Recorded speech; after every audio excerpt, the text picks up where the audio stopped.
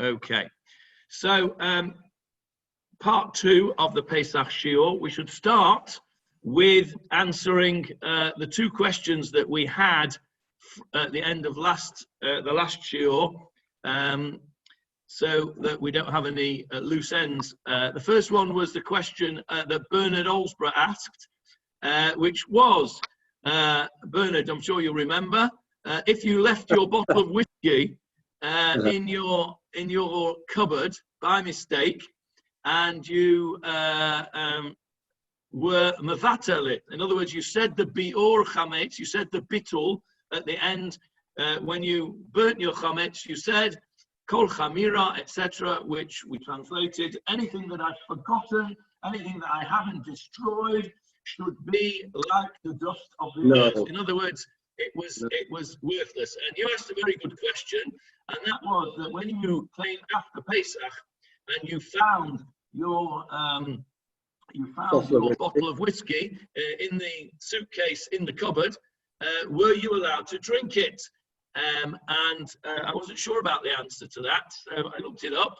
And actually, you'll not be surprised to know, everybody, that there is a machloket, there is a disagreement between the opinions as to whether you can or you can't drink it. Sadly, most of the authorities say that you can't drink it. The reason being that one way or another, it is chametz she'avar alav haPesach. It is chametz which has gone through Pesach in your possession, in your house, in your actual reshut, in your cupboard in your house, and therefore it is asur b'hana'ah. It is forbidden to have any benefit of it, like we spoke about last week. So that seems fairly straightforward, and that was the sort of more obvious sort of answer, if you like. But just to fill in the gaps there, the authorities, the minority authorities who disagree with that, base their opinion on the laws of hefker. I don't know if we've got Anita with us this morning. I don't think we have, actually. I haven't seen Michael and Anita. Okay, Anita's our, oh, there she is. There he is. Anita's our resident expert, Yiddish expert. So I'm going to unmute Anita. What's hefker? Hefker? Yeah, if somebody's hefker, if you say to somebody he's a hefker, what is he? I don't know what a hefker is. You never seen that? Hefker? Okay. Hefker, yes, Johnny Halpern? Like, hefker is like nobody's or free or... Free, that's right. Yeah. Hefker means free. It means free of ownership. So if you call somebody a hefker, it means if he's running hefker, it means he's running wild without any kind of authority over him. And so there are laws of hefker, which means that if you have some property, you can make it hefker. 1 second, Lawrence, I'll come to you in a sec. You can make a property hefker. In other words, you can make it ownerless. Hefker means ownerless. And the opinions, and there are various different laws of hefker, of who can come and take something that's hefker, something which is made ownerless. And the opinions that disagree with what we said before say that this property, this whiskey that you've left in your cupboard, becomes hefker, and therefore there are various laws, which means that some people can come along afterwards and still use it because it was not in your possession over Pesach, because actually you had made it ownerless, and it just happened to be in your cupboard, but it wasn't yours because you've made it ownerless, because you've said the kol chamira. 1 second, we'll just come to you in a minute, Philip. Lawrence first. Where's Lawrence? I've lost him. Where's Lawrence? Where are you, Lawrence? I can't see you anymore. I'm muted myself. Oh, there you are. Go on, Lawrence. What did you want to say?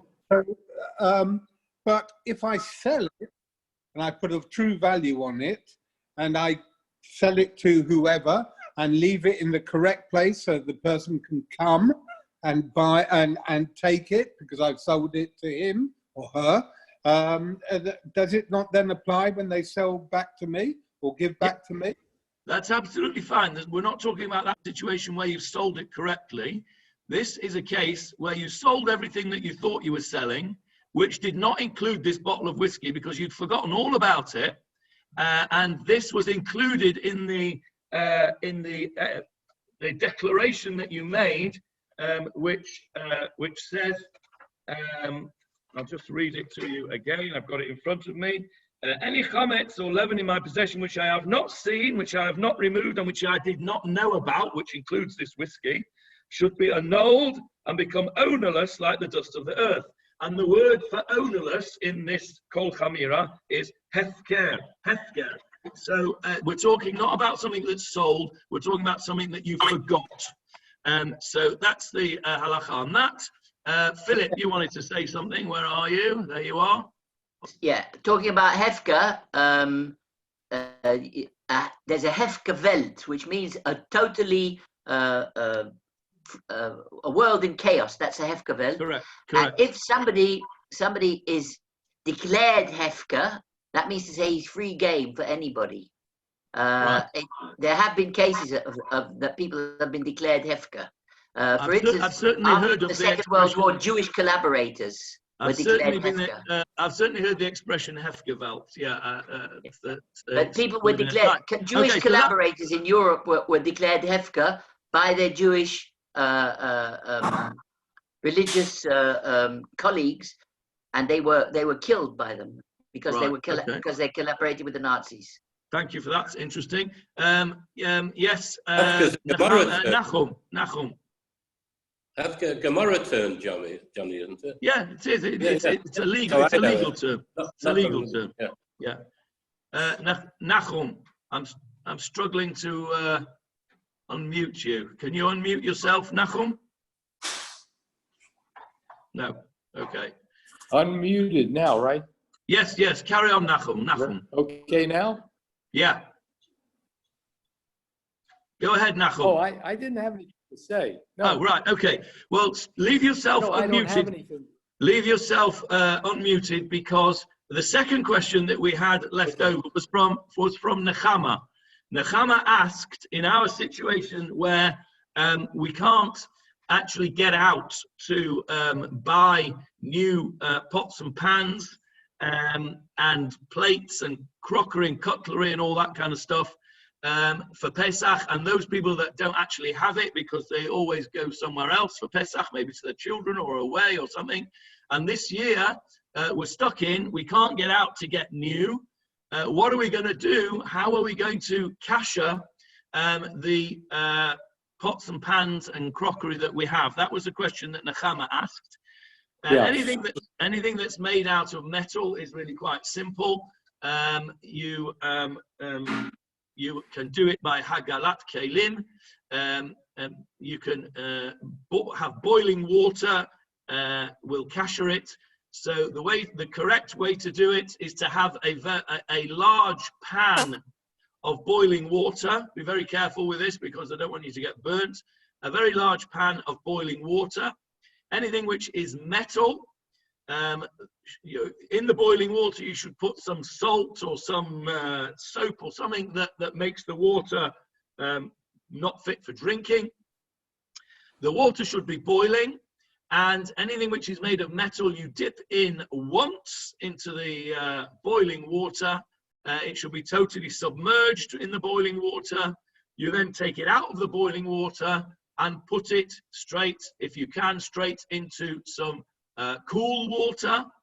Take it out of the cool water, and it is then kosher for Pesach, as long as it was fully clean before you did that. So you have to clean the utensil, dip it into boiling water, completely submerge it, take it out and submerge it into cool water, and that is it. Now, that is very simple for metal things. Now, the question that Nechama asked was, what about plates which are made of glassware or glazed china or glazed earthenware or whatever they're called, the things that plates are made from? Generally speaking, we try not to use these for Pesach. We try not to kasher these for Pesach. And if you have special Pesach kelim, then obviously that's better. Another option is if you have paper kelim, then you could use that chad pa'ami stuff. But in our situation where we can't get out to get those things, there is a way which can be used. It's a perfectly halachically acceptable thing, but it's not commonly used for the reasons that we've said. And that is to do that same process that we have just spoken about, of dipping it in to the hot water and then into the cold water, but it has to be done 3 times. It's done on 3 occasions, into the hot water, out of the hot water, into the cool water, back in the hot, back in the cool, back in the hot, back in the cool, 3 times, and then that is considered kashered for Pesach. Again, it's not something which is commonly done in our day and age, because most people have either their own Pesach kelim, or they use chad pa'ami, disposable things. So the only other thing that we haven't mentioned here is a glassware which is not heat proof. You can't put your regular glassware into the boiling hot water, it will crack and break. So that is done by using cold water on 3 separate occasions. You have to soak them in cold water for 24 hours, change the water, do it again, change the water, do it again. I have a vague recollection of my childhood, of my grandmother doing that, and she did it in this big pot thing, this big like vat, which I remember her referring to as a vanny. Anybody heard that word, vanny? I don't know whether it's a Yiddish word or whether it's a Romanish word, but that was the word that's what I remember from my childhood. That's how you kasher a non-heat resistant glass. So that's the answer to Nechama's question. I'm going to unmute Nachum now. Nachum, yes? I wanted, before Nachum was to ask too. No, I wanted you to ask him about the dishwasher. Yeah, but first I want to ask you. You say 3 times to dip the glass in hot water, in cold water, rinse it and put again in cold water. Is it in the same day or in 3? No. For the heat resistant glasses, you put it in cold water, you leave it for 24 hours, you take it out, you then put it in another lot of cold water, you can empty that out, put fresh water in, and do that 3 times. So it takes 3 days to capture that kind of glassware. And now what is with the dishwasher? Okay, dishwasher, I'm not going to go into now. You can ask Ravido that tomorrow. There are opinions that you can use dishwashers, there's opinion that you can't. Ravido, I know paskins that you can, and he will tell you tomorrow if you ask him tomorrow. I don't want to take up the whole of this shiur in halachic questions, because I want to go through some of the Haggadah. I just wanted to finish off those 2 questions from last time before we start in the Haggadah. So any other halachic questions that you have, you can save those up for tomorrow for Ravido.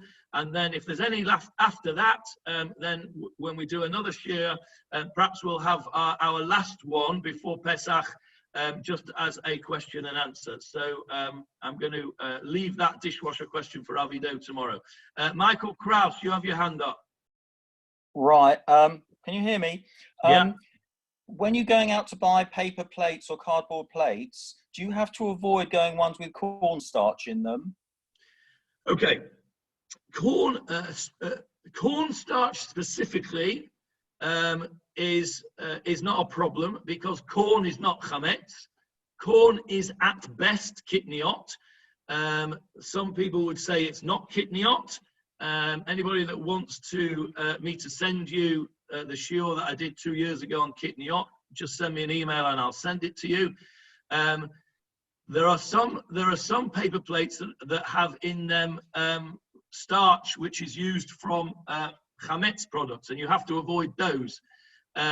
theoretically at least, you have to avoid them because it could go into the food when it gets wet. On the other hand, there will be people that say, well, hang on a minute, that's not fit for a dog to eat. A dog wouldn't eat a paper plate, and therefore you don't have to worry too much about it. So cornstarch is I think, not really a problem. Wheat starch or barley starch or spelt starch or whatever else in the 5 grains, some people would be careful about that. Philip, you just want to, yes. Last Philip. question for me, if you don't mind. I haven't got the link to Reb Ido's shiur tomorrow. Could you send it to me? I'll send it to you. I'll send it to you. Nobody's got it yet because I haven't sent it. I'm sending them one at a time so people don't get confused. Johnny Halpin, you've got your hand up. Just one thing, I'm reading something from Vine Street, which may not appertain to here. It says the kalim that you're toveling, metal ones, shouldn't have been used for at least 24 hours before you do them. Thank you for that. Yes, that's important to mention. They should not be used for 24 hours before you kasher them. Yes, thank you. That's important. Okay. Faye, you wanted to say something? I want to move on as soon as possible. Okay, one other thing about doing the Hagbalah is that you take off anything, like if it has handles made out of plastic or anything that you want to use has to be 100% flowing metal and has to be properly cleaned. Okay, we're not talking about doing libun here, where we're using... No, you're talking about Hagbalah. We're talking about Hagbalah, using metal in hot water. So you're not going to get the metal glowing red. That's a different thing. That's using libun, which we're not going to do because you can't do that at home. Off plastic handles. Make sure you take off on posit hands. Plastic handles. Plastic is difficult to kasher. Plastic handles, in our situation where you have no other choice but to use these pans, you can kasher the pan, the metal pan, and then you can clean your plastic handle, use a bleach type of thing so that any tiny little residue would be not fit for a dog, and then you can use your plastic handle. It's not ideal, but we're not in an ideal situation. You can shake your head. You can shake your head. The plastic handles. They're all removable. They have screws on them. Okay, those are. But then, Frey, if you remove the plastic handle, you have to put the plastic handle back on again. Because otherwise, you can't use the pan. Out for a week. You use a pot holder. That's what. Okay. So right, let's talk about something about the Haggadah. Last time we went right to the beginning of the Haggadah and talked about the pre-Pesach situation of searching for chametz, selling our chametz, and destroying our chametz. We're now going to move on into the Haggadah itself.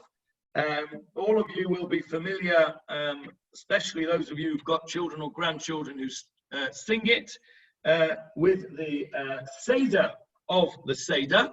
Seder, of course, means order. So Kadesh, Urchatz, Karpas, Yachatz, etc. And we go through the Seder in an order. The word Seder means order. And there are some questions that are raised by this Seder of the Seder, because some of it doesn't quite make sense. And if we've got time, we'll come to that today, and if not, we'll come to it on another occasion. But I want to go through this Seder as it is at the minute, and bring out some interesting points. So the first thing is Kadesh. Kadesh is, of course, what we do every Chag, every Shabbat. We make Kiddush. We sanctify the day. And we do that with wine.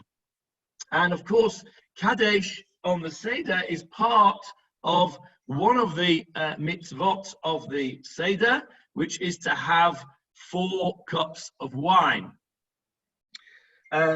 So the 4 cups of wine, lots of different explanations as to why there are 4 cups of wine. Anybody want to offer an explanation as to why we have 4 cups of wine? Michael Leaf, you were hot off the blocks there. Hello, yeah, it's to remind us of the 4 expressions of redemption that are mentioned in the Torah. I think I've got them here. Hang on a sec, before you say them, anybody who has a chumash in front of them, you'll find it at the beginning of Parashat Va'era, Shemot, Exodus chapter 4, and it begins with verse 6. So chapter 6, verse 6, the beginning of Parashat Va'era. Michael Leaf, what does it say? Posit, which means I will take you out. Lakachti, I will also take you out. Ga'alti, redeem you, I will redeem. And the Hitzalti, rescue. Okay, right, excellent. So those are the 4 expressions of Geula, of redemption, which the Bnei Israel were told about. They're not quite in order. So I'm going to read you the translation of those verses, and I'll put in the Hebrew word as we're going along. This is Hashem speaking to Moshe, and he's telling him what he has to go and tell the Bnei Israel at the beginning of the whole Exodus story. And he says like this, therefore say to the children of Israel, I am Hashem, and I will take you out, v'hotzeti, that's number 1. I will take you out from under the burdens of Egypt. V'hitzalti, and I will save you. I will, how does Steinsaltz translates it as, I will deliver you from their work. V'hitzalti etchem me'avodatam. V'ga'alti, and I will redeem you with an outstretched arm and a great strength. I will take you as my people, v'lakachti, I will take you as my people, and you will know that I am Hashem who has taken you out from under the burden of Mitzrayim. Those are the 4 expressions of Geula, of redemption, and to commemorate those 4 expressions of redemption, we have 4 cups of wine. There is a problem with this. And that problem is what? Anybody like to suggest a problem with that 4 expressions and 4 cups of wine? Because there are 5 cups. Thank you, Philip. There are 5 cups. Where's the 5th cup? Who's the 5th cup? Eliyahu Hanavi. Eliyahu Hanavi. There is a 5th cup of Eliyahu Hanavi. Okay. So if there is a 5th cup of Eliyahu Hanavi, then we would expect to find a 5th expression of Geula, wouldn't we? If there are 5 cups, we'd expect to find 5 expressions. We know the first 4, and lo and behold, the very next pasuk says, after all that I just read to you, there is, lo and behold, there is a 5th expression. And it says like this, "Ve'eveti etchem el haaretz," and I will bring you to the land, asher nasati et yadi letet ota leAvraham, Yitzchak, Yaakov, to the land which I've given to your forefathers, and I will give it to you as an everlasting, v'natati ota, and I will give it to you for an everlasting inheritance. So there is a 5th expression, "Ve'eveti," and I will bring you to the land. There's actually a 6th expression, v'natati ota, and I will give it to you as an everlasting inheritance. So there are actually 6 expressions of Geula. There is v'hotzeti, I took you out, v'hitzalti, I will save you, v'ga'alti, and I will redeem you, v'lakachti, I will take you, my people, v'eveti, I will bring you to the land, v'natati, and I will give you the land as an everlasting inheritance. So there are 6 expressions. So why did our rabbis, in their wisdom, tell us that there were only 4 cups of wine? Why don't we have 6 cups of wine? And why do we not even drink the 5th cup of wine? We only pour it out for Eliyahu Hanavi. Any suggestions? Hands up. Johnny Halpern. No, not an answer, but I think Ravido said he has an extra cup of wine. Okay, yeah, he did. He said he drinks. I think he said he drinks an extra cup of wine. He did, and we'll go into that in 1 second. Yes, Bernard. Bernard Olsborough, you got your hand up? Because, yes, I have. Can you hear me? Yes, go ahead. Can you hear me? Oh, right. Because each of the 4 cups is accompanied by specific mitzvah. That's why. The first cup is associated with Kadesh, Kiddush. Okay, the second cup is associated with Magid, with the story. The third cup is associated with Birkat Hamazon, and the 4th cup is associated with Hallel. Okay, and therefore we can only have 4 cups. Well, that was their explanation of why the Rabbonim said 4 cups. I'm not saying that you don't have 4 cups. Right, okay. So what Bernard has just told us is a different explanation as to the 4 cups, or in fact, it's where the rabbis told us to slot in the 4 cups. But given that we are dealing with 6 expressions of Geula, I want to know why we don't have 6 cups. Paul, you've got your hand up. Paul Westbrook. Yes, well, I've been at your previous shurim, so I know your view that we now do have the land. Therefore, we in the days when we didn't have the land, the Rabbonim didn't want to have that expression used or exemplified by a glass of wine, because we didn't have it then. We didn't have the benefit of that redemption. Okay, excellent. Glad you were listening to my previous shurim, Paul. Nice to know that somebody was listening. Hang on a second, Faye. 1 second, Faye. Give me a sec. Let me just go over what Paul has said, because that partially answers the question. Remember that the Haggadah was put together, well, at least the origins of the Haggadah begins with the Mishnah, written or redacted and written down by Rabbi Yehuda Nasi. Hang on a second, Faye, I'm coming to you in a minute. Go on then, you're desperate to speak. Go on, Faye. Okay, because I know you're going to make the point before I do. Okay. Beyond the fact that we have it now, they were not encouraging Aliyah. They were not encouraging their flocks to move to Israel.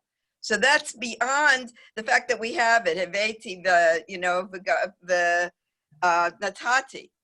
Those are definitely now, but they didn't look forward to that. They weren't really encouraging their people to do that. Okay, thank you for making that point. It was not quite the point that I was going to make, so but nevertheless, it's partially. So the Mishnah was written down around about the year 200, as you know, and this was 130 or so years after the destruction of the temple and after the exile by the Romans. So we were not sovereign in our land. That was where the Mishnah, when the Mishnah was written. The Haggadah is based on the Mishnah, which we'll come to, probably not today, but we'll come to it in detail when we talk about the 4 questions, probably in the next shiur or the one after that. But you should know that the Haggadah is based on a very old text. It's based on the Mishnah in Pesachim. If you want to look it up, it's chapter 10. Is where we're talking about the Kiddush. So the time when the Mishnah was written, the time when the Haggadah first started to evolve, because it evolved over a period of time, extra bits have been added on over the centuries. But when it first started to evolve, we did not have the temple, we did not have the land was not ours, and the rabbis did not feel it was appropriate to say, "V'heveti etchem el haaretz," and I brought you to the land. And that is what Paul correctly remembered from a previous shiur. However, what I didn't say in the previous shiur, because I only thought of it this morning, is that there is a 6th expression. V'natati ota lachem morasha ani Hashem. And I will give it to you. Morasha is a permanent inheritance. It's Morasha is a heritage. It's something which is never taken away from you. And so whilst myself, and Ravido, or I should say the other way around, Ravido and myself following his lead, now drink a 5th cup to take into account the expression Veheveti el Haaretz, and I will bring you to the land, because we have been brought to the land. To recognize that 5th expression that has now been fulfilled, which hadn't been fulfilled for all those centuries, for the 2 millennia prior, almost 2 millennia prior to our state being established in 1948. Now we have the ability to say Veheveti. God has fulfilled that promise to us. He's brought us to the land. And therefore, following Rav Ido's lead, I and many others actually drink a 5th cup. Those of you who are interested to do so and to know the halachot of where to put it in, etc., I did send that round, I think, 2 years ago. I've still got it somewhere on my computer. Anybody that wants to know the details, send me an email or a WhatsApp, and I will send the details on. But what occurred to me this morning, as I was just thinking about what we were going to talk about, is that there is this 6th expression, V'natati ota, and I will give it, i.e. the land, lachem, to you, morasha, as a permanent inheritance. Ani Hashem, I am Hashem. And it occurred to me that actually that is one that we haven't yet seen fulfilled. We haven't yet seen the giving of this land to us as a permanent inheritance, meaning that we have the entirety of biblical Israel with the Beit HaMikdash, with all the trappings that go with it, back to the glory days of Shlomo HaMelech. We have not yet been given that as a permanent inheritance. Sadly, we live in a time where, God forbid, we could be attacked again, and I don't want to talk about the potential consequences. But I think that fits in nicely, that we have this 6th expression. By the way, the 5th cup, which the rabbi said we should have but not to drink, was the kos shel Eliyahu. The kos shel Eliyahu, the cup of Elijah, which we don't drink, but we pour it out. And that, in the rabbis' days before the state of Israel, was the hope that we would fulfill the expression of Veheveti, of I will bring you to the land. And we didn't drink it because we hadn't had it.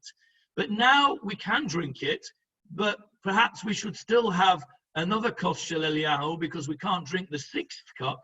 We'll be shikah by all this time, I suppose, but still, we can't drink the 6th cup because that V'natati has not yet been fulfilled. Now, that last little bit about the V'natati is something that just about that I thought about this morning.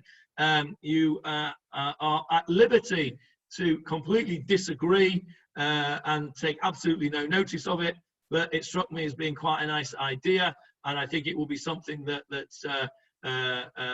I would try and do this year if my wife allows it. That's the 6 expressions, 4 of which we have set cups, a 5th one which appears to be optional for some people to take on, and a 6th one which we should pour out for Eliyahu, and hope that in the future we'll get to drink that as well. Michael Leaf, yes, sir.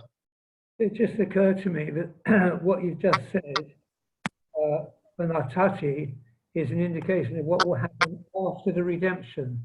So all the first 4 expressions are of redemption itself, to take us out from the land.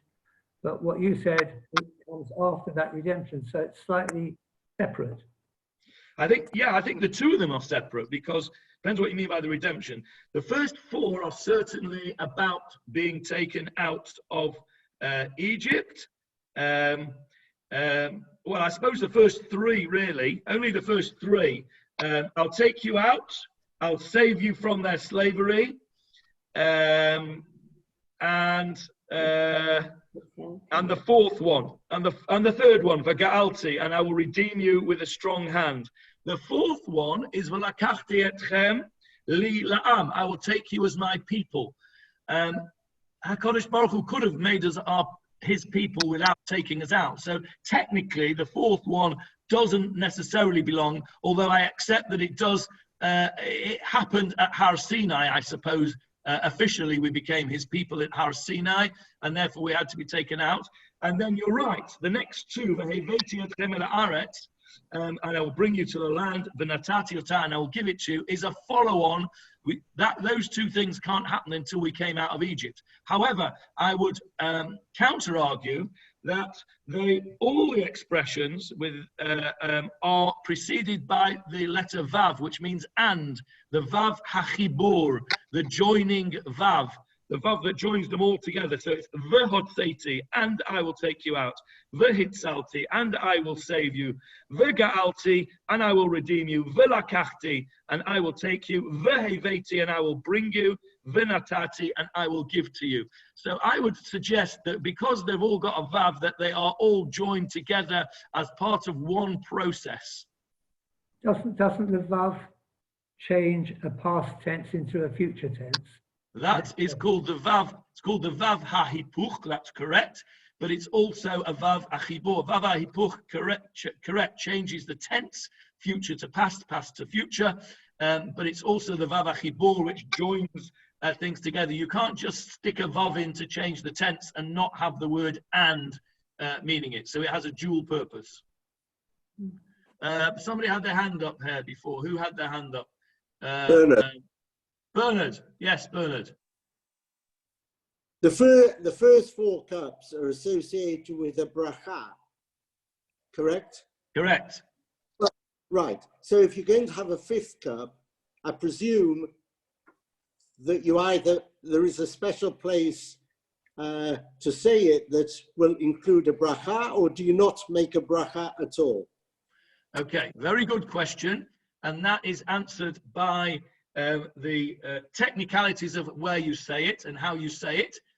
Really, if we are going to be as bold as we can, then there really ought to be another bracha, shouldn't there? If the first four have a bracha, and if Lieberman over here is saying that we should have the fifth one because we are here and we're going to fly the flag, then really we should have a fifth bracha.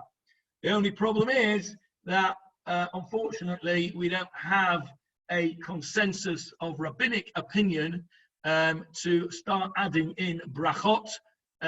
We haven't got consensus of rabbinic opinion as to what day it is, never mind to add in a bracha in the Seder. And so therefore, nobody has been bold enough to say you should say a bracha. If I had my way, which I don't get my way, I don't even get my way in my own house, never mind anywhere else. But if I had my own way, I would put an extra bracha in, and I would say a fifth bracha of Breifri Agafen, because the fifth expression, veheveti, of us bringing to the land, is something that we are benefiting from today, and I think that we ought to have a bracha, but we don't have a bracha. And the way it is done, hang on a sec, I've muted you, Bernard. Give me a second and I'll unmute you. I'm just in full flow. You'll have to give me a second.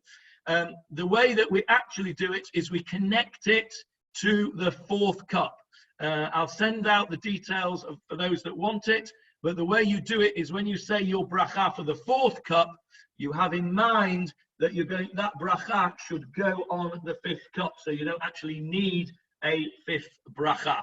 But that in my humble opinion, is not the ideal, but that's the way it is. Yes, Bernard. Bernard, you wanted to say something? Yes, thank you very much. No, I was just asking Susan to take my phone because it was good. Okay. Julia, you've got your hand up. Well, I think about the children because I'm preparing a mock Seder for the children. And I thought there was something special about the number 4. So there's 4 questions and there's the 4 sons. But if you have 5 brachas, don't you take away the specialness of number 4? Okay. Very good question. Excellent question. 4 is clearly something which the rabbis felt was an important number here, because we have 4 sons, we have 4 brachot, we have 4 questions, we have 4 cups of wine. I'm going to be arguing that actually perhaps there should be and there will be 5 questions and 5 sons. And therefore, you'll have to wait for that because that won't be today. But I'm going to be arguing that perhaps there should be 5 sons, perhaps there should be 5 questions. And therefore, the number 4, the specialness of the number 4 will become a specialness of number 5. The specialness of number 5 I can make an argument for because it's part of God's name. But that's just me being trying to be what's the word, creative. But yes, a good question. We would spoil the pattern of 4, but I'm hoping to recreate a new pattern. Lawrence, you'll have to. Oh, there you go. I've unmuted, right. You can't determine a 5th bracha on your own, of course, because the Rabbonim can't even agree the basics, let alone additional brachot. So what you're suggesting here is just a little whimsical at the moment. You're absolutely right. As I said before, if I had my way, I would say another bracha, but I haven't got my way because that's not what the rabbis have said. And so we have 4 brachot for the 4 cuts. However, I would suggest that it's a little bit more than whimsical. It's actually a statement. It's a statement that we recognize Hashem's bounty in giving us this land, in bringing us to the land. I would go so far as to say it would be churlish of us not to thank HaKadosh Baruch Hu and to recognize that the 5th expression of bringing us to the land has been fulfilled in our lifetime, in our generation, something which generations of Jews prayed for and cried for generations. Paul Westbrook thinks I'm being inflationary. Do you mean inflationary or inflammatory? But anyway, I would say both. Okay, fair comment. But that's what you get. You get a bit of inflammation as well. So I would say it certainly can't be said with a bracha because that's what the rabbis have not given us permission to do that. However, I think that it certainly can be recognized. I'm not saying that everybody has to do that. Everybody has to do whatever their conscience tells them and everything that their rabbi tells them. But I just put it in front of you for consumption. As okay. Individual, you're suggesting to us as individuals, we could take this option. Yeah. You're suggesting. Absolutely. That is exactly what I'm doing. I hope I've made that clear. This is not a psak. I do not give a psak for anything unless I'm specifically asked to do so. This is just a suggestion. You can discuss it further with Ravido tomorrow if you like, because I know he has strong views on it too. But again, he would not say to you, you must. I'm sure he would say to you, you can if you wish. It's a suggestion. Okay. So let's go back to Kadesh, unless anybody's got any further points on that. Let's go back to where we were up to, Kadesh. So we've got Kadesh, which is the same kiddush that we make on all the Shalosh Regalim, with the exception that we put Chag HaMatzot in not Chag HaSukkot, and not Chag HaShavuot. It's, if you like, the standard kiddush of Yom Tov. And then, of course, we also say Shechianu, because it is the beginning of a Yom Tov, and we say Shechianu at the beginning of every Yom Tov. Okay. Now, just to question. Yes, question. please. We usually say, a woman says Shechianu when we light the candles. So the man is saying the Shechianu with the Kiddush. Now, if I'm doing my Seder alone, am I also saying Shechianu on the Kiddush? That's a very good question. The regular answer, if you weren't on your own, would be that you would say the bracha quietly together with the Baal HaSeder, the person who was running the Seder, and you could say Amen to his bracha. It's a very good question. I think we should ask Rav Ido that tomorrow. My inclination, my logic inclination is to say that you would only say one Shechianu. But I would not like to paskin that, A, without looking it up, and B, without deferring to Rav Ido. But logic dictates that you should really only say it once. It's a very good question. I hope that write it down, Faye, because I won't remember it tomorrow. And ask Rav Ido. I'll try and look it up in the meantime, and try and find some sources. Anybody got any suggestions on that? On that point, a very good question. Yes, Lawrence. Can I ask the question? I liked my own candles, and I would therefore be in the same quandary whether I'd say it over the candles or during the Seder, because this year I was doing it on my own. What would be the situation? It's a very good question. We need to look it up, and we need to find out. I don't know off the top of my head the answer to that question. It's a very good question. We will answer that question well before the time that we need to know it. So thank you for raising that, both of you. Johnny Halpern, Linda, or Johnny. Is it not possible to, when you say the second bracha, to wear a new clothing or make the that would be an option, like we do on the second day of Rosh Hashanah. That would be a possible solution. Yeah, it may well be that is a solution. Good suggestion, excellent suggestion. Any other suggestions? Okay, right. Let's move on then. So, very good question that on Kadesh. Let's go off Kadesh now and to Urchatz. Now, this is the bit that I enjoy the most of all the Seder night, is Urchatz. And that is because our minhag, it's not the universal minhag, but I think it's probably the most common minhag in Nusach Ashkenaz, and certainly I think it's the most common Nusach in Nusach Minhag Anglia, and that is that the person who is running the Seder, the Baal HaSeder, washes his hands, and he's the only one that washes his hands at this point, Urchatz. Some opinions say that it's only the Baal HaSeder. Other opinions are that it is everybody. And the minhag in our house, I'm coming to you, Philip, in a minute. Just hang on a sec.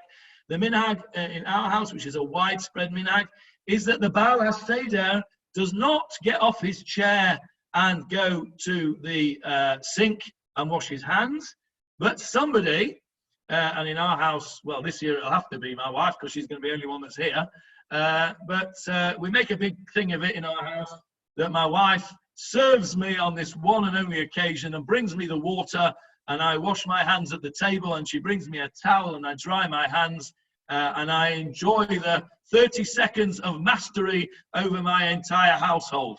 It doesn't even usually work out 30 seconds because there's usually the kids chippering on even during those 30 seconds. But there is a particular reason for that, which I'll explain to you in a minute. First of all, Philip and then Michael. Philip first. Without a bracha. Without a bracha. I'm coming to that. Yes, Michael. Just be careful when you're saying these things about Elisheva that she doesn't wash her hands of you. Oh, yeah, God forbid. That's all I need. Okay, so the reason, of course, that this charade, and of course it is a charade, the reason that we go through this charade is for two reasons. Two reasons why the Baal HaSeder sits there in all his glory and somebody comes along and washes his hands. Any offers? Two reasons. Hands up. Any offers? Michael? Well, I've got one reason. It's an indication of freedom. Yeah, it's an indication of freedom. It's an indication of mastery over what is in front of you. A free man will have somebody coming along to wash his hands, not necessarily his wife, but somebody, a servant, will come and do it. So yes, it's a suggestion of freedom. That's one answer. Faye, you've got another answer? No, I was thinking the opposite. It's an indication of slavery of the woman. Yes, well, that could well be. I never thought of that. So we have, that's a very interesting point. I never thought of that, but actually that fits in very nicely, because if you look at the motifs of the Seder, we have this paradox almost, this tension between symbolism of freedom and symbolism of slavery. For example, symbolism of freedom, we have the dipping, we have the leaning, which is a symbol of freedom. That's how free people eat. On the other hand, we eat matzah, which is called lechem oni, bread of our affliction. We eat maror, we eat bitter herbs to reflect the bitterness of the slavery. So we have this tension throughout the Seder between symbolism of freedom and the symbolism of slavery. And so Faye's point, which I'm sure was partially tongue-in-cheek, actually fits in very nicely with this idea. We have the slavery and the freedom. So yes, one reason for this minhag is to demonstrate that the master of the house is a free man. He's no longer a slave. He can actually have somebody to go and wash for him. The second answer, anybody got any other answers before I suggest the second answer? No. Okay. Well, the second answer is one which one of my children particularly says to every single question that I ask at the Seder, he gives the same answer. And annoyingly, he's right, partially right at least. And that is, it's to make the children ask. The whole point of our Seder, the whole point of the Haggadah, where does the word Haggadah come from? What's the root of the word Haggadah? The root of the word Haggadah. Yes, Lynn. Story, correct. And what is the root of the word? Where do we see the word in the Seder itself? Paul? Thank you. And you shall say to your children on that day. And this is the instruction of the Torah to the Bnei Israel that forevermore. Here I've got the psukim here. Where is it?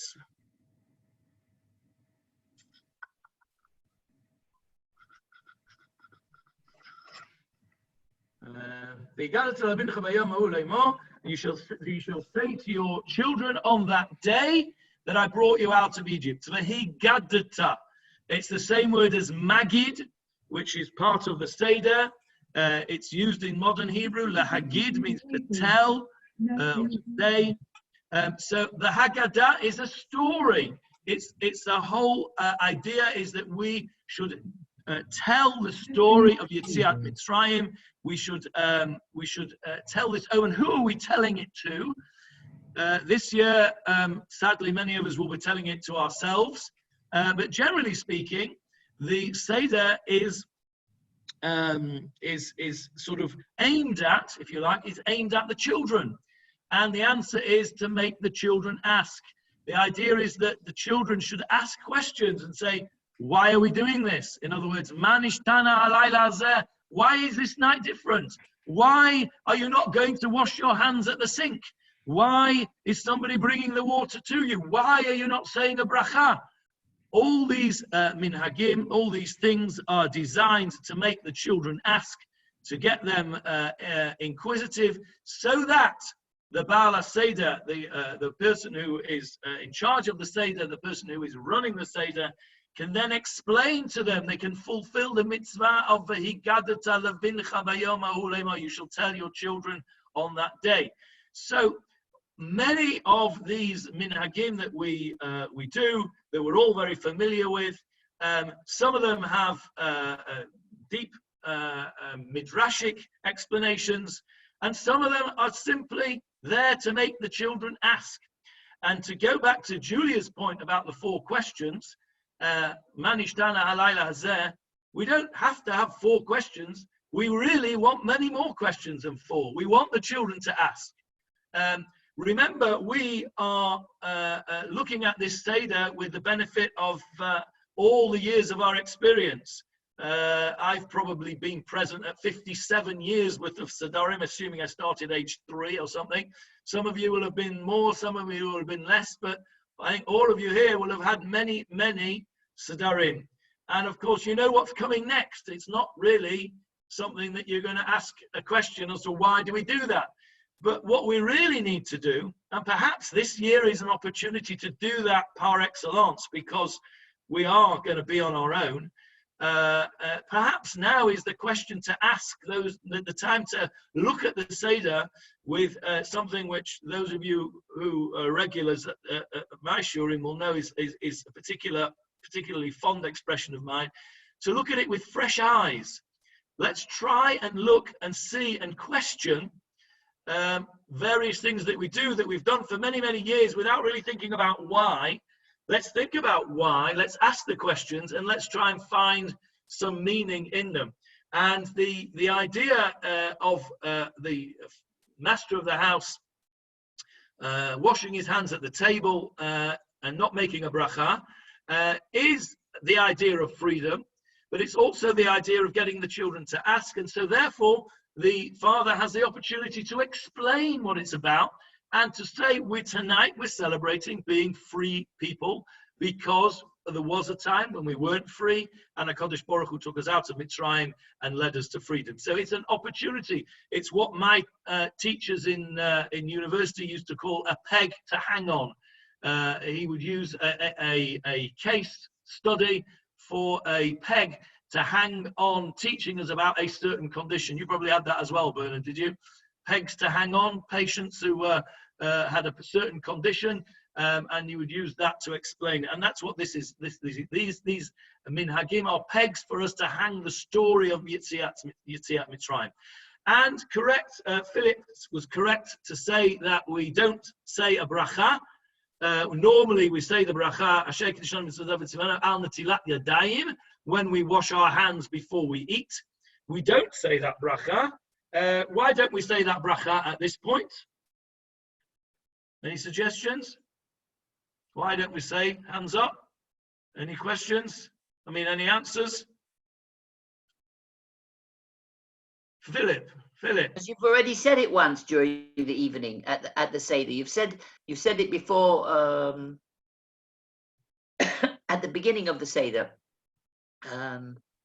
Urchatz, I think. I think you're getting a bit mixed up, Philip.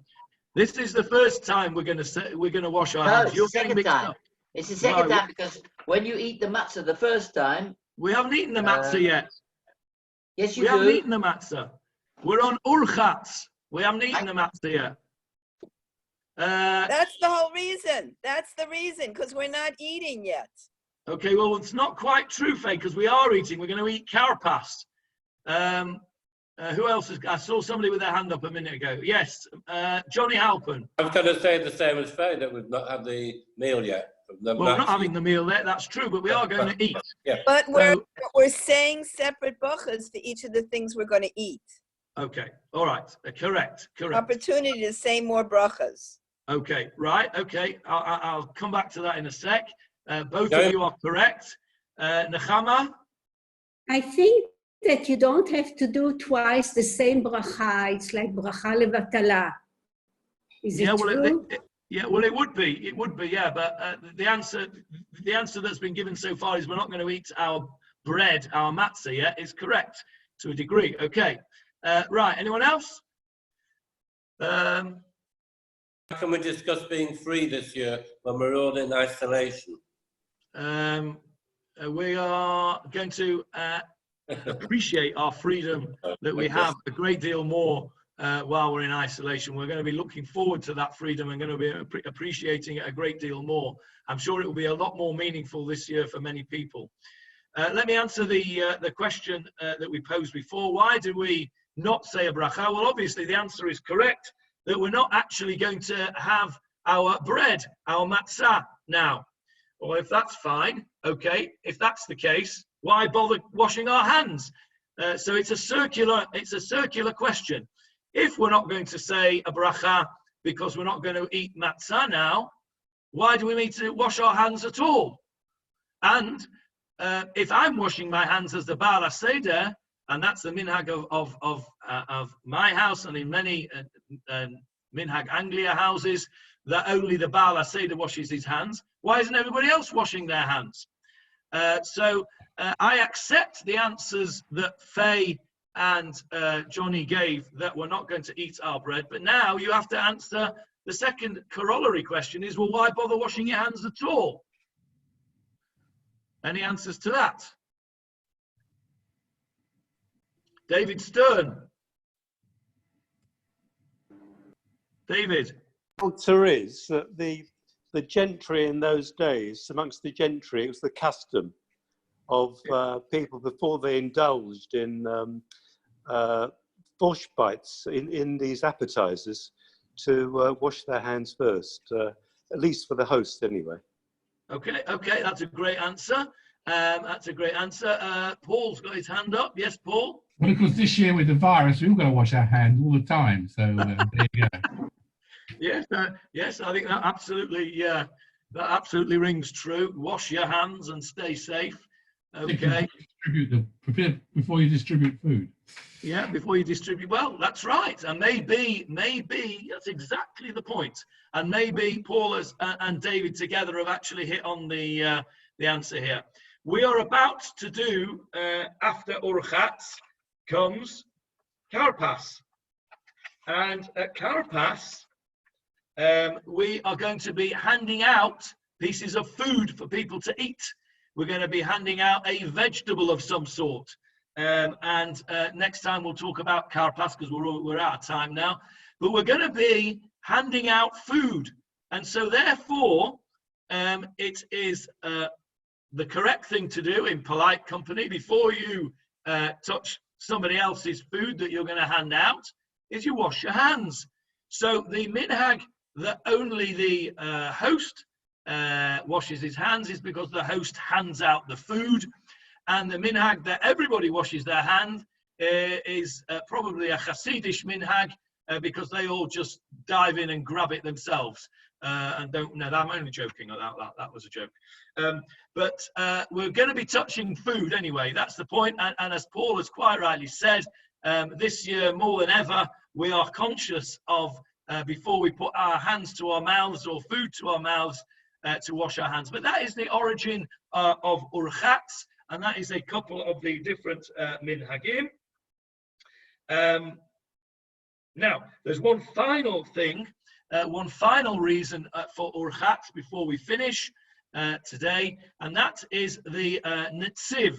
The Netziv, Naftali Tzvi of Berlin, he suggested another reason for Urchatz, and that is that we are trying to mimic the service in the Beit HaMikdash, because remember, the main part of the original Seder was the Korban Pesach, the Paschal lamb, which was sacrificed in the Beit HaMikdash. So the Netziv says it's part of a remembrance of the times of the temple when the Kohanim would wash their hands. We have that another remembrance of that, of course, before the Kohanim go to do Birchat Kohanim. They give us their blessing in davening. They go and wash their hands. The Leviim go and wash their hands for them in our minhag. So the washing of the hands is, says the Netziv, a reminder of the times of the Beit HaMikdash. Okay, so we've managed to get through Kadesh and Urchatz. 1 second, Faye. Before we close, I'll offer any further comments, and then when we've closed, I'll stop the recording, and then I'll tell you what the plan is for the rest of the week. Faye, you've got your hand up. A question. I'm never watching the Levim wash the Kohanim's hands. Did they say a bracha when they wash their hands? Well, let's ask our Levi that question. Bernard? No. No, correct. We don't say a bracha. So maybe that fits in nicely with Urchatz as well. Thank you, Faye. Okay. Any other comments? Any other questions? Any other things anybody wants to raise? Okay. So I'm going to stop the recording now.